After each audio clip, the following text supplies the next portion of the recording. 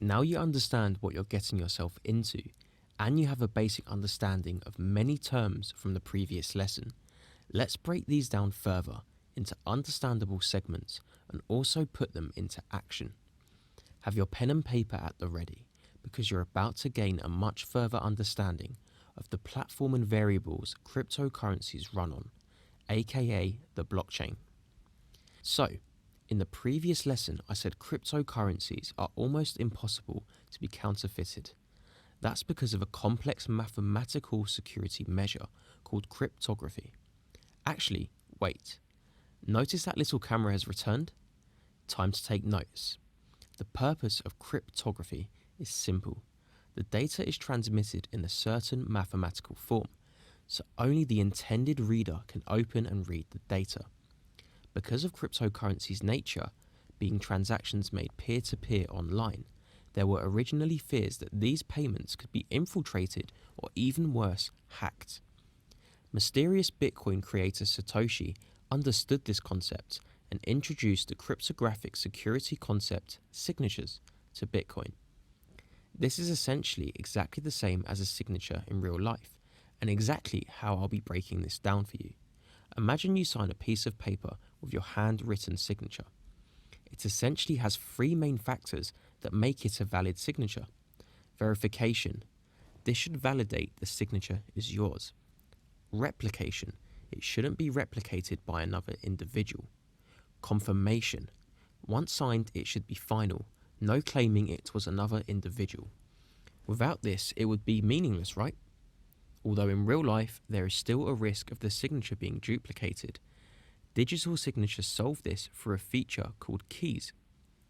The way cryptocurrencies work is you are provided a public key and a private key for your crypto wallet, with the public key created from the private key via the mathematical equation just stated. As the name states, the public key is what you share with everybody, either for transparency of what's in the wallet or to send and receive transactions to this address. The public key will never technically be linked to your personal details unless you add that information yourself. The private key is then essentially the real key, where the owner of the key has complete access to its designated address and can actually control the funds inside the wallet and more. Just like a key for a safe, if you lose the private key and it lands in another individual's possession, they gain full access to the wallet and funds inside. So in conclusion, every transfer ever made involving cryptocurrencies has been processed through a blockchain. Now, if you're not quite there just yet, let's use a real life example. There are tools available online which allow you to scan every address and transaction made on the blockchain. The crypto you hold can be monitored on its relevant blockchain.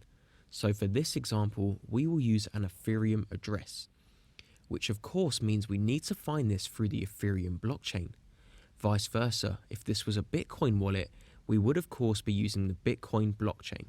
By using a site called Etherscan, you can search addresses, transaction IDs, and even specific blocks. So with this Ethereum address being the public key for you all to see, we will enter this into the search bar. Immediately, the entire wallet details are brought up, including F-balance, F-value, a number of transactions made from this address. Scrolling down, you can see this further in depth.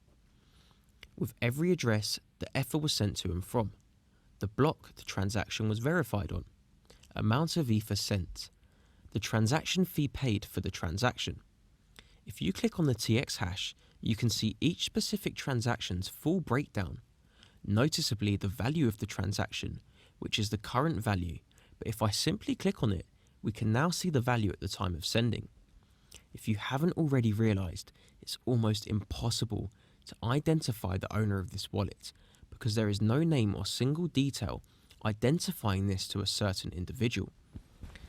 This is why it's a public key, as the whole world can monitor and track it, but they will never be able to access it or know the real owner, unless they specifically had their name linked to the public key. Even if I click one of the addresses the Ether was sent to, we can go through this exactly the same as the first address, and never identify the owner of the wallet.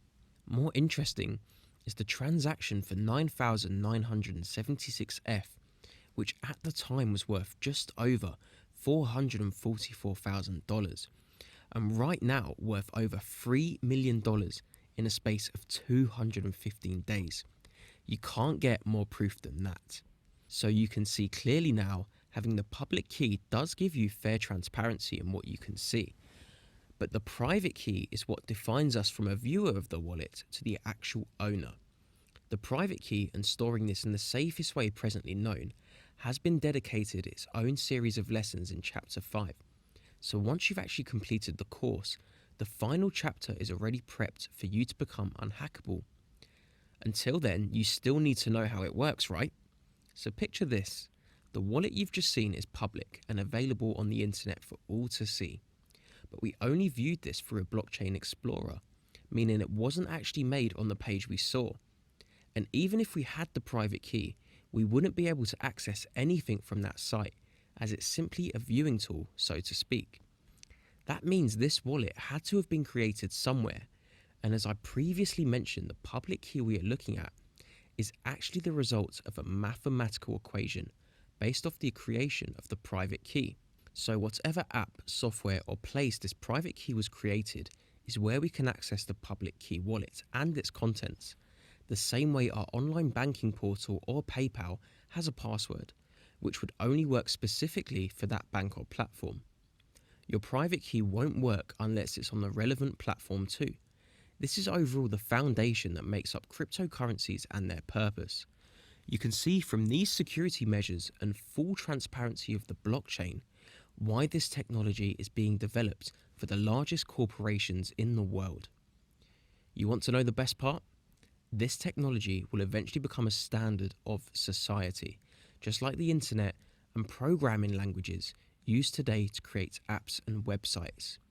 Even better, it will not be fully integrated into society for at least another 5 to 10 years. Your head start is here right now.